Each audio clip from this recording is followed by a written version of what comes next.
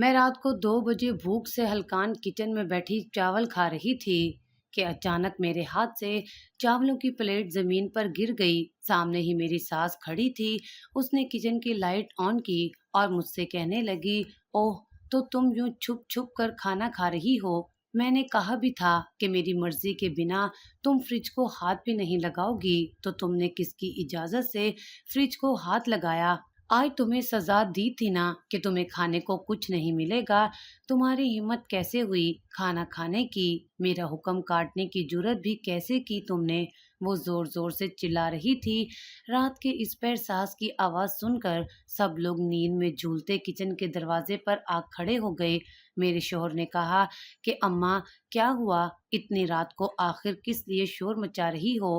تو میری ساس بولی، مجھ سے کیا سوال کرتا ہے؟ تجھے پتہ نہیں ہے کہ تیری بیوی کیا کر رہی ہے؟ اس وقت دیکھ، رات کو فریج سے چاول چھپا کر نکال کر کھا رہی ہے۔ جب میں نے اسے سب کے سامنے کہا تھا کہ آج سزا کے طور پر یہ کھانا نہیں کھائے گی، تو اس کی ہمت بھی کیسے ہوئی کہ یہاں کر چھپ کر کھانا کھائے؟ کیا تیرا اپنی بیوی پر ذرا بھی کنٹرول نہیں ہے؟ کیسا مرد ہے تو؟ وہ اپنے بیٹے کو حسب معمول بھڑکانے لگ گئی۔ سب لوگ کھڑے میرا تماشا دیکھ رہے تھے اور مجھ پر ہنس رہے تھے۔ مجھے یوں ذلیل ہوتے دیکھ کر یہاں پر ہر ایک کو خوشی ملتی تھی۔ میری نند آگے آئی اور کہنے لگی کہ اماں، یہ تو ہے ہی بھوکی، اتنے غریب گھرانے سے جو آئی ہے، کبھی کچھ اچھا دیکھا نہیں ہوگا نا۔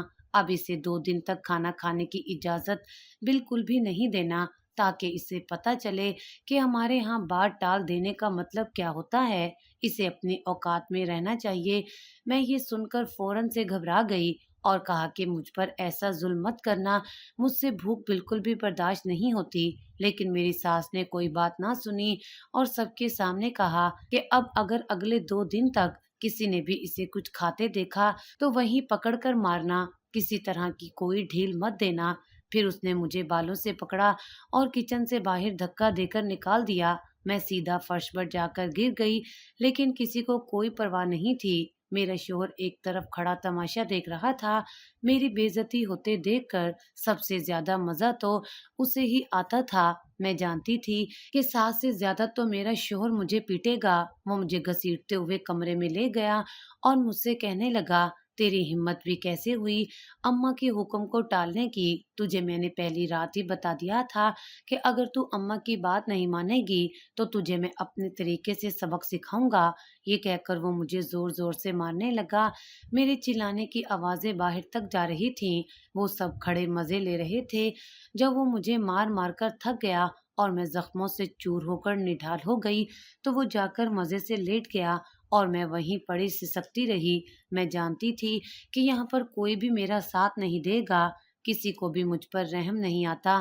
زخموں سے چور اپنا بدن سنبھالتی میں بمشکل بستر تک آئی تھی تو میرے شوہر نے کہا کہ تیری ہمت کیسے ہوئی میرے برابر لیٹنے کی؟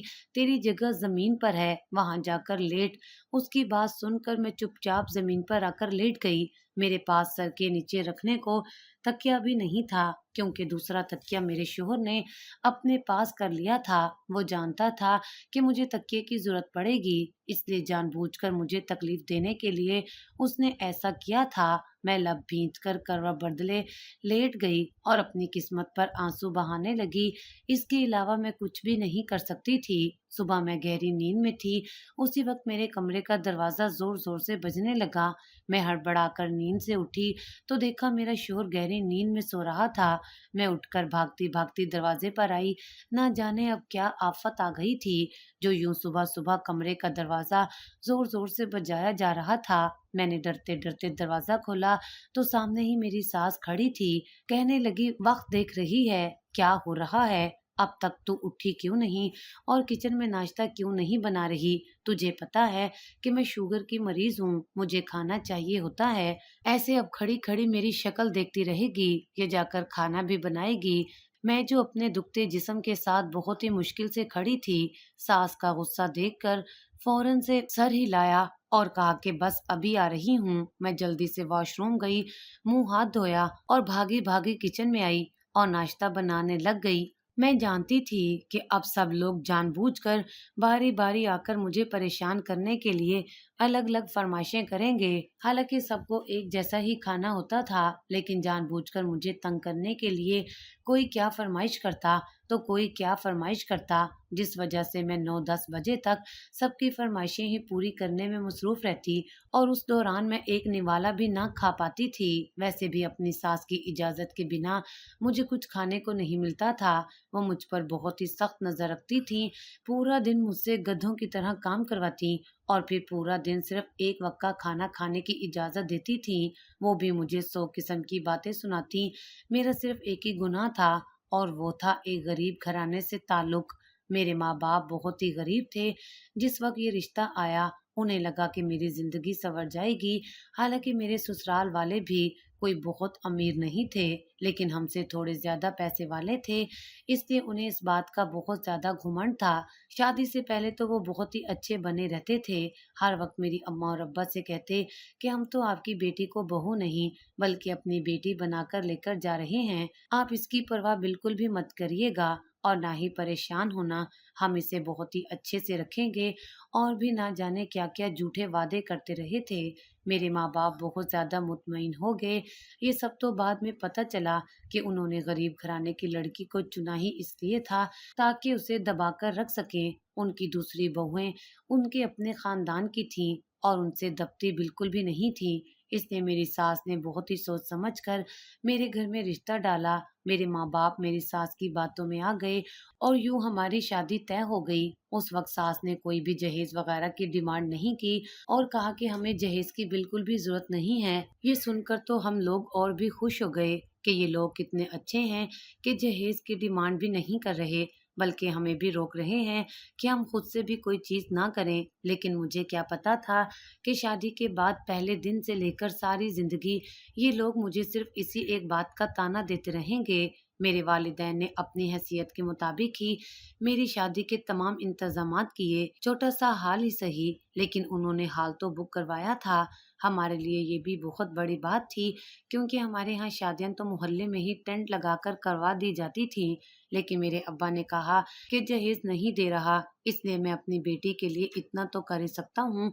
मेरा एक ही भाई था, उसकी शादी 2 साल पहले हो गई थी। मेरी भाभी ने काफी हंगामा भी खड़ा किया। जब आपने अपने बेटे की शादी की थी तब तो हाल में नहीं की, और अब बेटी के वक्त आपको हाल में शादी करना याद आ गई। मेरा भाई भी काफी नाराज हुआ, लेकिन अम्मा अब्बा ने अपना फैसला नहीं बदला और मेरी शादी के लिए हाल ही बुक करवाया। मैं जानती थी कि अब्बा ने यह हाल भी बहुत ही मुश्किल से बुक करवाया है। अब्बा ने अपने कुछ दोस्तों से कर्जा लिया और फिर शादी का इंतजाम किया था। हमारे हालात बहुत ज्यादा खराब थे। मैं नहीं चाहती थी कि मैं अब्बा पर किसी भी तरह से बोझ बनूं, लेकिन अब्बा ने मुझसे कहा कि तुम मेरी इकलौती बेटी हो, कभी मुझसे किसी भी चीज के लिए जिद नहीं की, तो अब इस तरह से मुझे मना मत करो। मैं तुम्हारे लिए वैसे तो कुछ नहीं कर पाया, मगर इतना तो मुझे करने का हक दो कि मैं तुम्हें अच्छे से रुखसत कर दूं। बहरहाल मैं खामोश हो गई। अगर अब्बा को ज्यादा मना करती तो उन्हें बुरा लग सकता था और मैं उनका दिल बिल्कुल भी नहीं दुखाना चाहती थी। शादी के मौके पर भी मेरी सास बहुत ही अच्छी बनी रही थी और हर एक के सामने बार बार यही बात कह रही थी कि हमने शादी का सारा इंतजाम खुद किया है, लड़की वालों पर बिल्कुल भी बोझ नहीं पड़ने दिया, और ना जाने क्या क्या। उसका यूं बार बार जताना हमें बहुत बुरा लग रहा था। वो हर एक की नजरों में अच्छा बनने के लिए यूं ही अपनी तारीफें कर रही थी। मैं बामुश्किल खामोश हुई, लेकिन मेरी अम्मा ने कहा कि कुछ लोगों को बार बार जताने की आदत होती है।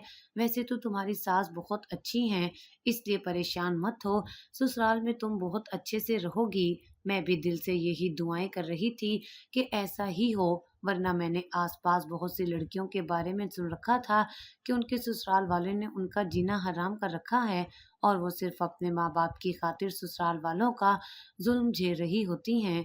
अपने माँ बाप से कोई भी शिकवा नहीं कर पाती, लेकिन मैं बहुत ज्यादा खुश हो रही थी कि मैं इतने अच्छे लोगों में जा रही हूँ। रुखसत होकर जब मैं अपने ससुराल में आई तो सब लोग इस्तकबाल के लिए खड़े थे। सबसे पहले मेरी नंद मेरे पास आई और कहने लगी कि अरे भाभी, आपने ये कपड़े कहाँ से खरीदे हैं? दुल्हन का लिबास तो किसी अच्छी जगह से खरीद लेती, यूं लग रहा है कि जैसे किसी सस्ते बाजार से खरीद लिया है। اس کے यूं हकारत से कहने पर मैं एकदम से परेशान हो गई। सब लोग मुझे मजाक उड़ाती नजरों से देख रहे थे। हालांकि ये कपड़े मेरे अब्बा ने इतनी मुश्किलों से पैसे जमा करके खरीद कर दिए थे।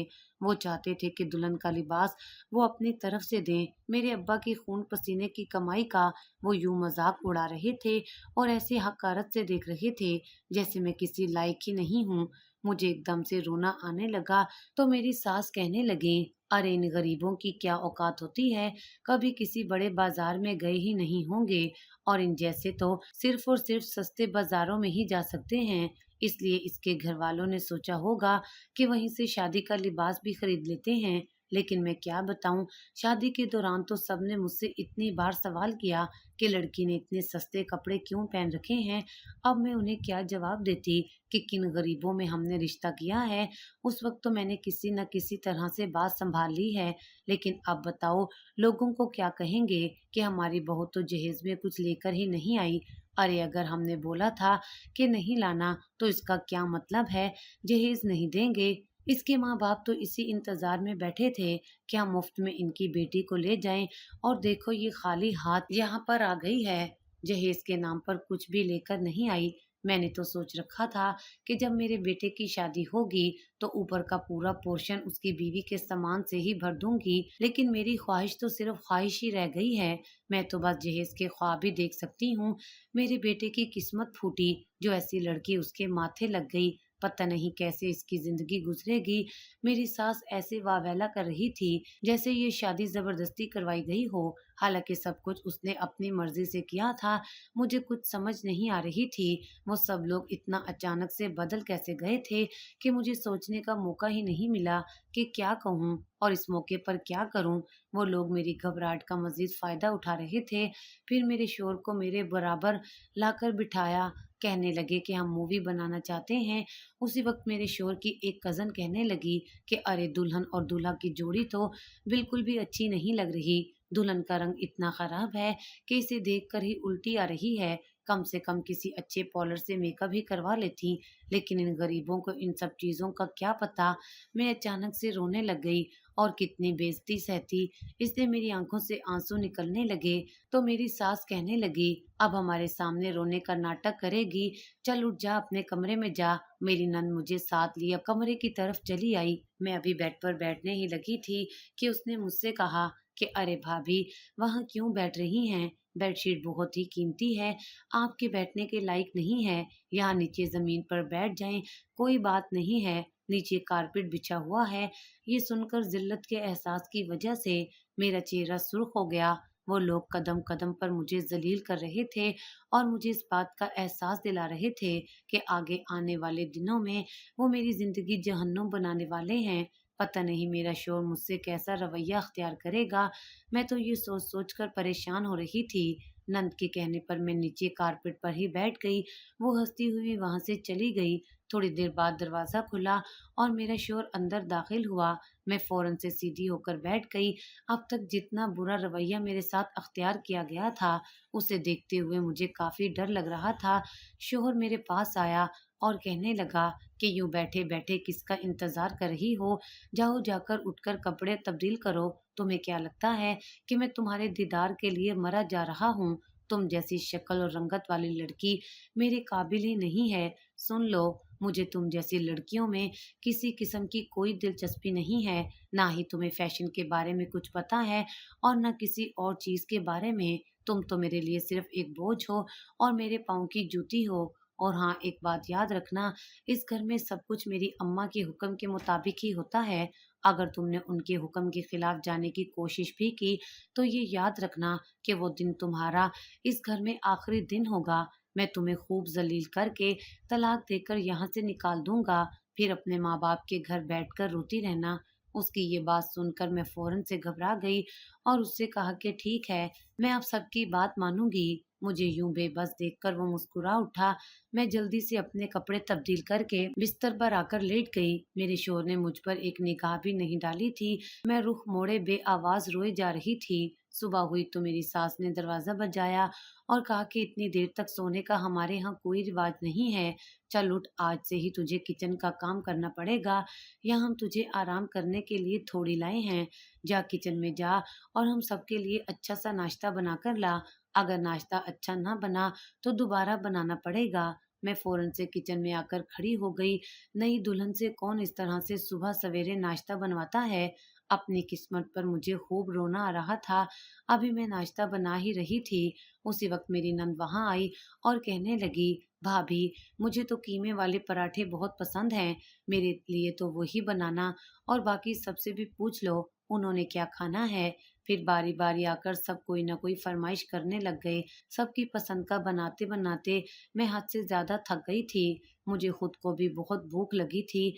कल मैंने रात को भी ठीक से कुछ नहीं खाया था और अब भूख से निढाल हो रही थी, लेकिन किसी को भी इस बात की परवाह नहीं थी। मैंने जैसे ही सबके लिए नाश्ता बनाया तो मेरी सास कहने लगी कि घर की सफाई कौन करेगा?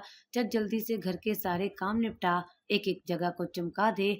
अगर कहीं पर भी मुझे धूल मट्टी नजर आई तो मैं तेरा बहुत बुरा हश्र करूंगी। मैं तो कल की आई दुल्हन थी, मुझे तो इस घर के बारे में कुछ पता ही नहीं था। कुछ समझ नहीं आ रही थी कि कहाँ से सफाई शुरू करूं। फिर सोचा कि सास के कमरे से ही शुरू करती हूँ। जैसे ही मैं झाड़ू लेकर सास के कमरे में जाने लगी तो सास बोली, तू मेरे कमरे में क्या करने जा रही है? मैंने कहा, अभी आपने सफाई का कहा था, मैं वही करने जा रही हूँ। मेरी बात सुनकर वो बोली, तेरे अंदर इतनी हिम्मत आ गई है कि मुझसे जुबान चला रही है। चल यहाँ सहन की सफाई कर पहले, मेरे कमरे में जाने की जुर्रत भी मत करना। बिना मेरी इजाजत के वहां कदम मत रखना। उसी वक्त मेरा शोहर अंदर से उठकर आया और कहने लगा कि क्या तू सुबह सुबह अम्मा का दिमाग खराब कर रही है? तुझे मैंने समझाया था ना कि मेरी माँ के हुक्म के खिलाफ बिल्कुल मत जाना। मुझे कुछ समझ नहीं आ रहा था कि आखिर मेरा कसूर क्या है जो मुझे इतना सब सुनाया जा रहा है। मैंने आंसू बहाते घर की सफाई करना शुरू कर दी। रगड़ रगड़ कर सफाई की। न जाने कितने दिनों से इस घर की सफाई नहीं की गई थी और हर एक मुझसे बदतमीजी से पेश आता था। मेरी शादीशुदा नंद भी यहीं पर रहती थी और उसका शोर भी जानबूझकर मुझे परेशान करता था। अगर मैं पोछा लगाकर हटती तो गंदे पांव लेकर वहां चलने लग जाता और कहता कि यहाँ से तो सफाई करो, और फिर मुझे एक ही जगह को बार बार साफ करना पड़ता। मेरी सास एक तरफ बैठी ये सब देख रही होती थी, लेकिन एक लफ्ज भी ना कहती। यूं लगता था जैसे इस घर में मुझे लाया ही जलील करने के लिए है और कोई मकसद ही नहीं था इस शादी का। मैं थक गई थी और हिम्मत नहीं थी बर्दाश्त करने के लिए, लेकिन जब अपने वालिदैन के चेहरों की तरफ देखती तो सब कुछ बर्दाश्त करने का अहद कर लेती। उन्हें परेशान करना मुझे बिल्कुल भी गवारा नहीं था। मैं उनसे अपनी कोई परेशानी नहीं कहती थी। हालांकि अम्मा को लगता था कि मैं खुश नहीं हूँ। वो मुझसे बातों ही बातों में इस बात को उगलवाने की कोशिश करती, लेकिन मैं कुछ भी ना बोलती और कहती कि ऐसी कोई बात नहीं है। अब्बा ने मेरी शादी पर अच्छा खासा कर्जा लिया था और अगर ये शादी टूट जाती तो अब्बा की हालत बहुत खराब हो जाती। मेरे ससुराल वाले जानते थे कि मैं अपनी जुबान नहीं खोलूंगी और इसी बात का तो वो फायदा उठाते थे। मेरा शोहर मुझे मेके भी नहीं जाने देता था। 24 घंटे ये लोग मुझसे कोई ना कोई काम ही करवाते रहते थे। एक दिन गलती से सालन में नमक ज्यादा डल गया तो सास ने कहा कि आज तुझे खाना नहीं मिलेगा। मैंने दोबारा खाना बना कर दिया। मेरी हालत भूख से बहुत बुरी हो रही थी। मुझसे वैसे भी भूख बर्दाश्त नहीं होती थी। दिन ब दिन मैं कमजोर होती जा रही थी। सास ने मेरे खाने पर पाबंदी लगा दी थी, लेकिन मेरी हालत इतनी ज्यादा बुरी हो रही थी कि मैं खुद को रोक नहीं सकी। इसलिए रात को जब सब लोग सोने के लिए चले गए तो चुपके से मैं कमरे से बाहर निकली और सोचा कि किचन में जाकर थोड़े से चावल डालकर खा लेती हूँ। किसी को पता भी नहीं चलेगा और चुपचाप जाकर अपनी जगह पर लेट जाऊंगी। जैसे ही मैं किचन में गई और चावल निकालकर अभी खाने ही शुरू किए थे कि उसी वक्त मेरी सास न जाने कहाँ से आ टपकी और उसने ऐसा हंगामा खड़ा किया कि मुझे लगा कि खाना खाकर मैंने बहुत बड़ा गुनाह कर दिया है। मेरे शोहर ने भी मुझे खूब मारा पीटा। मेरा जिस्म जख्मों की वजह से बहुत ज्यादा दर्द कर रहा था, लेकिन इसके बावजूद मेरी सास ने मुझे सुबह सवेरे ही किचन में भेज दिया और कहा कि जाकर नाश्ता बनाओ। मैं दुखते जिस्म के साथ नाश्ता बनाने लग गई। मुझसे ठीक से खड़ा भी नहीं हुआ जा रहा था तो जख्मों की वजह से शदीद तरीन दर्द हो रहा था।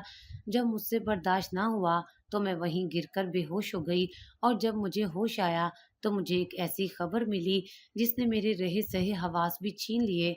मुझे पता चला कि मेरे माँ बाप की अचानक मौत हो गई है। ये सुनकर मैं बिल्कुल ही हवा से बेगाना हो गई। मेरे ससुराल वालों ने मुझे मेरे माँ बाप के जनाजे पर जाने की इजाजत में नहीं दी थी। मैं रोती पीटती रही, लेकिन मेरे शौहर और सास ने मना कर दिया कि वहां जाने की जरूरत बिल्कुल भी नहीं है। मेरा भाई काफी देर मेरा इंतजार करता रहा, लेकिन जब मैं ना आई तो उसने अम्मा अब्बा को दफना दिया। मैं अपने माँ बाप का आखिरी दीदार भी ना कर पाई। मुझे अपने ससुराल वालों से अब बहुत ज्यादा नफरत हो रही थी। मैंने बहुत बर्दाश्त कर लिया था, अब मैं मजीद बर्दाश्त नहीं कर सकती थी। इसलिए मैंने सोचा कि मैं जल्दी इन सब से छुटकारा हासिल कर लूंगी, लेकिन कैसे मुझे कुछ भी समझ नहीं आ रहा था। एक दिन पड़ोसन हमारे घर आई। वो अक्सर ही देखती रहती थी कि मेरे ससुराल वाले मुझ पर बहुत ज्यादा जुल्म करते हैं, इसलिए वो मुझसे हमदर्दी रखती थी, लेकिन मेरी सास के सामने कुछ भी कहने से कासिर थी। इसलिए एक दिन जब वो दोपहर में खाना देने के बहाने हमारे घर पर आई तो देखा मेरी सास और नंदे घर पर नहीं थी, वो लोग बाजार गई हुई थी। तो उसने मौका पाते ही मुझसे कहा कि तुम क्यों इतना जुल्म बर्दाश्त कर रही हो, तुम्हें चाहिए कि अपने शोहर से खुला ले लो, और कोई रास्ता नहीं है, वो तो इतना जालिम है, तुम्हें अपने माँ बाप के जनाजे पर भी नहीं जाने दिया।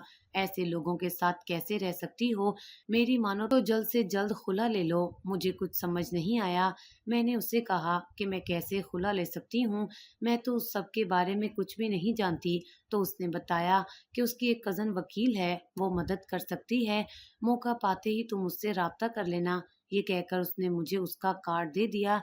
मैंने वो कार्ड बहुत ही संभाल कर रख दिया और किसी की नजर में नहीं आने दिया। एक दिन जब सब लोग किसी तकरीब में गए हुए थे तो मैंने पीछे उस वकील को फोन कर दिया और उससे बात की और अपने बारे में सब कुछ बताया। उसने मुझसे वादा किया कि वो मेरी पूरी तरह से मदद करेगी। मेरे पास तो उसे देने के लिए वैसे भी कुछ भी नहीं था। मुझे समझ नहीं आ रहा था कि मैं उसकी फीस कहाँ से दूंगी। जब मैंने यही सवाल उससे किया तो वो कहने लगी, तुम फीस की टेंशन मत लो, मुझे महरीन ने बताया था कि तुम्हारी सास तुम पर कितना जुल्म करती है। मैं तुम्हारी मदद करना चाहती हूँ, इसलिए परेशान मत हो और इस बारे में मत सोचो, लेकिन पहले तो तुम्हें वहां से निकलना पड़ेगा, उसके बाद ही हम केस फाइल कर सकते हैं, क्योंकि अगर इससे पहले किया तो तुम्हारी सास और तुम्हारा शोहर किसी न किसी तरह से ये केस वापस लेने पर तुम्हें मजबूर कर देंगे। उसकी बात भी ठीक थी, इसलिए मैंने एक दिन बिना सास को बताए जल्दी से अपना मुख्तसर सा सामान बांधा और जल्दी जल्दी किसी की नजरों में आए बिना घर से निकल गई। मेरा रुख अपने मेके की तरफ था, जहां अब सिर्फ और सिर्फ मेरा भाई और मेरी भाभी ही थे जो मेरी मदद कर सकते थे। जब मैं वहां पहुंची तो भाई मुझे देखकर रोने लगे और कहने लगे कि तुम्हारे ससुराल वालों ने तुम्हें तो अम्मा अब्बा के जनाजे पर भी नहीं आने दिया, कितने जालिम हैं वो लोग। मेरी भाभी ये सब नापसंदीदा निगाहों से देख रही थी और रात तक उसने फोन करके मेरे ससुराल में बता दिया कि मैं अपने मेके आ गई हूँ। ये सुनकर मेरी सास को बहुत शदीद गुस्सा आया। उन्होंने कहा कि इससे कहो वापिस आए, वरना इसका हश्र बहुत बुरा करेंगे। लेकिन अब मैं किसी की धमकी नहीं सुनना चाहती थी। मैंने अपने भाई को सब कुछ बता दिया तो वो लोग मुझ पर कितना जुल्म करते हैं। अब मैं खुला लेना चाहती हूँ। एक वकील है जो मेरी मदद करेगी, कोई फीस भी नहीं देगी। मेरे भाई ने कहा कि ठीक है, वैसे भी तुम इतने अरसे से ये सब खामोशी से सहती आ रही हो, मजीद तुम्हें सहने की कोई जरूरत नहीं है। मैं खुश हुई कि मेरा भाई मेरे साथ है, अब मुझे कोई परेशान नहीं कर सकेगा और इस जहन्नुम से मेरी जिंदगी छूट जाएगी। मुझे वकील ने बताया कि कल सुबह ही वो केस फाइल करेगी। अगले दिन जब उसने केस फाइल किया और मेरे शोहर को नोटिस मिला तो वो बिल बिलाता हुआ मेरे घर आ गया। सास भी साथ थी। उसने खूब हंगामा किया, मगर मैं उनके साथ जाने को राजी नहीं हुई और ना ही मेरे भाई ने वहां भेजा। मेरा केस बिल्कुल सिंपल सा था, इसलिए फौरन से ही जज ने फैसले की तारीख दे दी। अगले दिन फैसला हो जाना था। मैं बहुत ज्यादा खुश हो रही थी, बस दुआ कर रही थी कि सब कुछ आसानी से हो जाए। लेकिन रात के 9 बजे हमारे घर का दरवाजा बजा। हम सबको हैरत हुई कि इस वक्त कौन होगा। मेरा भाई दरवाजा खोलने गए तो देखा कि दरवाजे पर मेरा शोहर था। वो भाई से कुछ बात कर रहा था तो भाई उसे अंदर लेकर आ गए।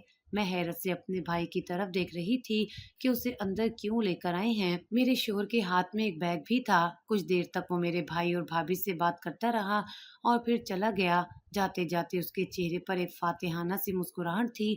मुझे कुछ समझ नहीं आया कि वो यहाँ क्यों आया था और उसने भाई और भाभी से क्या बात की। वो लोग इतनी देर तक उससे बात क्यों करते रहे। जब वो चला गया तो मेरे भाई और भाभी ने मुझे बुलाया।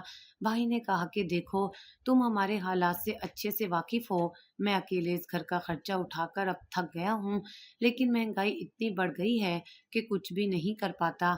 इसलिए मैंने सोचा है कि तुम्हारे शोहर की बात मान ली जाए। ये देखो, वो हमारे लिए पैसे लेकर आया है, बैग भर कर उसने पैसे दिए हैं और उसके बदले वो चाहता है कि हम इस केस को वापस ले लें। अब तुम इस पर कोई हंगामा मत खड़ा करना। मैंने फैसला कर लिया है, अगर तुमने मेरी बात से इनकार किया तो जिंदगी भर तुम मेरी शक्ल नहीं देख सकोगी। भाई की बात सुनकर मैं परेशान हो गई। उनके अलावा तो इस दुनिया में मेरा कोई भी नहीं था। आखिर वो इस तरह से क्यों पेश आ रहे थे। मैंने उन्हें बहुत समझाने की कोशिश की कि मेरे ससुराल वाले मुझ पर बहुत जुल्म करते हैं, आप ये सब करने को मत बोलें। लेकिन उन्होंने मेरी कोई बात ना सुनी। मजबूर होकर मुझे उनकी बात माननी पड़ी और अगले ही दिन मैंने केस वापस लेने का फैसला कर लिया। ये सुनकर मेरी वकील ने मुझे बहुत समझाया और कहा कि ऐसी गलती मत करो, जिंदगी भर पछताती रहोगी। लेकिन मैंने उससे कहा, मेरे पास और कोई रास्ता नहीं बचा है, मैं क्या करूं। मेरा शोहर बहुत ज्यादा खुश था कि मैं केस वापस ले रही हूँ और उसकी जीत हुई है। मुझे उससे शदीद तरीन नफरत महसूस हो रही थी। मैं अच्छे से जानती थी कि अगर मैं दोबारा वहां गई तो मेरे साथ क्या सलूक किया जाएगा। लेकिन भाई की लालच की वजह से मुझे ये सब बर्दाश्त करना पड़ रहा था। मेरा शोहर मुझे वहीं से सीधा घर लेकर चला गया। पूरे रास्ते उसने एक लफ्ज भी नहीं कहा, लेकिन उसके चेहरे से साफ जाहिर हो रहा था कि वो आगे मुझे बहुत तकलीफ पहुंचाने वाला है। जैसे ही मैं शोर के साथ घर के अंदर दाखिल हुई तो फौरन से मेरी सास ने मुझे मेरे बालों से पकड़ा और घसीटते हुए सहन में ले गई और कहने लगी कि बहुत तेज बन रही थी ना, तुझे लगा कि हमसे बच पाएगी, हमारे ऊपर केस करवा रही है, शर्म नहीं आती तुझे, हमें अदालत में घसीटना चाह रही थी। ये कहकर उसने मुझे जोर जोर से मारना शुरू कर दिया।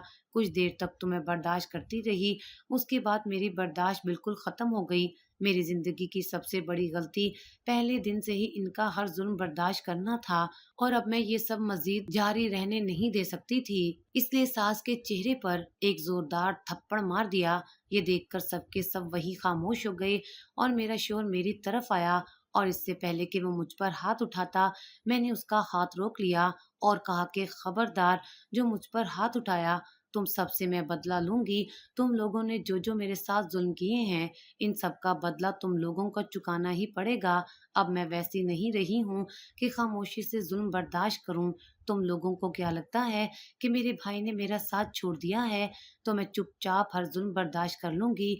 मुझे अपने लिए खुद खड़ा होना है और मैं ये करके दिखाऊंगी। ये कहकर मैं फौरन वहां से निकल आई और महरीन के घर आ गई। मैंने महरीन से कहा कि मैं इन सबको सजा दिलवाना चाहती हूँ। उसने फौरन से अपनी कजन को बुलवा लिया और उसकी कजन ने कहा कि ठीक है, जब वो लोग तुम पर जुल्म कर रहे होते थे तो महरीन ने बहुत बार वीडियोस बना ली थी। हम वो सब सबूत कोर्ट में पेश करेंगे, जिसकी वजह से इन्हें कड़ी से कड़ी सजा दी जाएगी, ताकि सारे लोगों को इस बात का इल्म हो कि लड़कियों पर जुल्म करना इतना आसान नहीं है और कानून में इसकी सजा भी मौजूद है। फिर किसी के अंदर हिम्मत नहीं होगी किसी लड़की पर इस तरह का जुल्म करने की। महरीन ने मुझसे कहा कि तुम कुछ दिन तक मेरे घर में रह सकती हो। मैंने उसका शुक्रिया अदा किया और फिर अपने लिए एक नौकरी ढूंढना शुरू कर दी। मैं चाहती थी कि अपना खर्चा खुद उठाऊं और किसी पर बोझ ना बनूं। इस दौरान मेरे भाई ने मुझसे राब्ता किया और कहा कि तुम्हें मैंने मना किया था कि इस केस को छोड़ दो, लेकिन अब तक तुम अपने ससुराल वालों के खिलाफ केस लड़ने में मसरूफ हो। मैंने अपने भाई से कहा कि आपने तो खुद गर्जी में मुझे जहन्नुम में धकेल दिया था, लेकिन मैं अपनी जिंदगी तबाह बर्बाद नहीं कर सकती।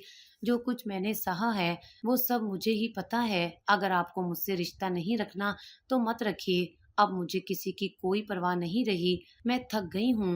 लोगों की इन तमाम बातों से मुझे कोई फर्क नहीं पड़ता था। इतना समझ आ गई थी कि सब के सब खुद गर्ज हैं, कोई भी मेरा साथ नहीं देगा।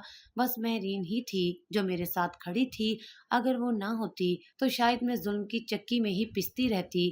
कुछ वक्त तक केस चलता रहा। इस दौरान मैंने एक नौकरी भी ढूंढ ली थी। एक स्कूल में मैं पढ़ाने के लिए जाती। कई बार रास्ते में मेरा शौहर मुझे मिला और उसने मुझे धमकी दी और कहा कि ये केस वापस ले लो, वरना मैं तुम्हारा अंजाम बहुत बुरा करूंगा। लेकिन मैंने उसकी किसी धमकी को संजीदगी से नहीं लिया। केस मुकम्मल तौर पर मेरे हक में था। मेरी सास और मेरे शौहर को कड़ी से कड़ी सजा सुनाई गई और उस दिन मैं बहुत मुतमईन हो गई। मैंने अपनी एक नई जिंदगी शुरू करने का फैसला किया। एक छोटा सा घर किराए पर लिया और वहीं पर रहना शुरू कर दिया। स्कूल से मुझे अच्छी तनख्वाह मिल जाती थी। मैं छोटे बच्चों को पढ़ाती थी। एक दिन एक बच्चे के घर से कोई आया तो प्रिंसिपल ने मुझे ऑफिस में बुलाया। वो एक नौजवान था, मुझसे 2-3 साल ही बड़ा होगा। मैं जिस बच्चे को पढ़ाती थी वो उसका मामू था। वो उसके लिए कुछ दिन की छुट्टी चाहता था। मैंने कहा ठीक है, ये कुछ दिन की छुट्टी ले सकता है, लेकिन इसकी पढ़ाई पर कोई असर नहीं पड़ना चाहिए। फिर अक्सर ही मैंने नोट किया कि वो उस बच्चे के साथ स्कूल में किसी न किसी बहाने आता और हमेशा ही मुझे प्रिंसिपल के ऑफिस में बुलवाता।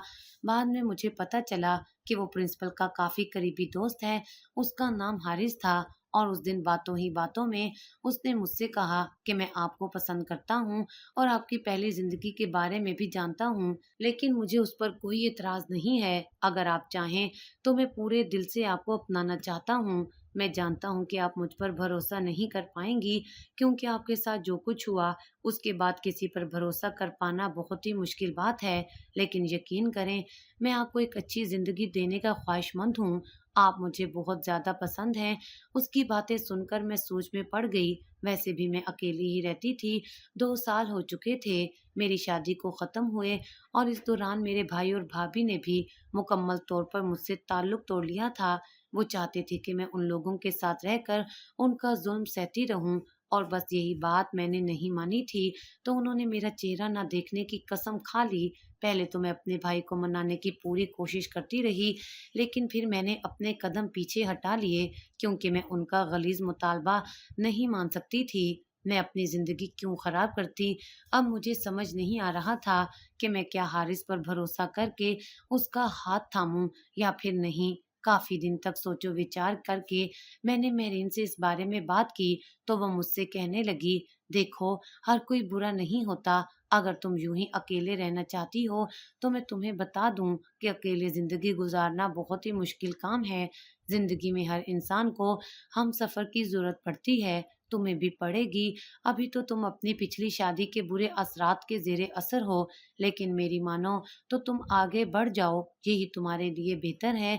मैंने उसकी बात पर सोचो विचार शुरू कर दिया। शायद वो ठीक ही कह रही थी, लेकिन मैं हारिस पर इतनी जल्दी भरोसा कैसे कर सकती थी। लोगों पर भरोसा करना अब मेरे लिए बहुत ही मुश्किल हो चुका था, लेकिन कभी न कभी तो जिंदगी में आगे बढ़ना ही था। इसलिए एक दिन मैंने हारिस से कहा कि ठीक है, लेकिन क्या तुम्हारे घर वाले इस बात के लिए राजी होंगे। तो हारिस ने मुझे बताया कि मेरे घर में मेरी एक बहन के अलावा कोई नहीं है। वो भी शादीशुदा है और कभी कभी ही आती है। तुम्हें किसी किस्म का कोई मसला नहीं होगा और मेरी बहन बहुत ही अच्छी है।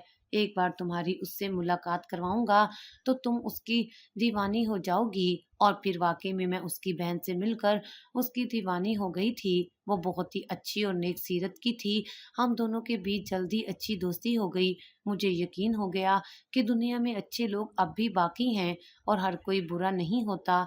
जल्दी हम लोगों ने मिलकर शादी की तारीख पक्की कर दी। मैंने अपने भाई को भी ये बात बताने की कोशिश की, लेकिन उससे मुझसे बात तक ना की। मेरीन ने मुझसे कहा कि उदास मत हो, मैं हूं ना तुम्हारे साथ। और फिर वो सारी तैयारी में मेरे साथ पेश पेश रही।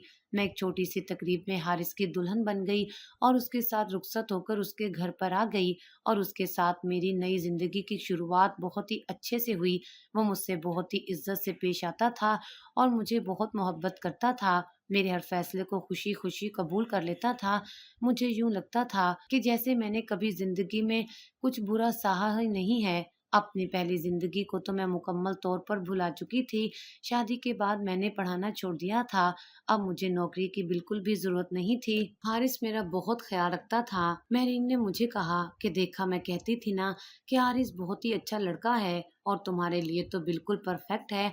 अब देखो तुम अपनी जिंदगी में कितनी ज्यादा खुश हो। उसकी बात सुनकर मैं मुस्कुरा उठी। 2 साल बाद मेरे यहाँ एक बेटे की पैदाइश हुई तो मुझे यूं लगा जैसे मैं आज मुकम्मल हो गई हूँ। जबकि दूसरी तरफ मेरा पहला शौहर और सास जेल में सख्त सजा काट रहे थे।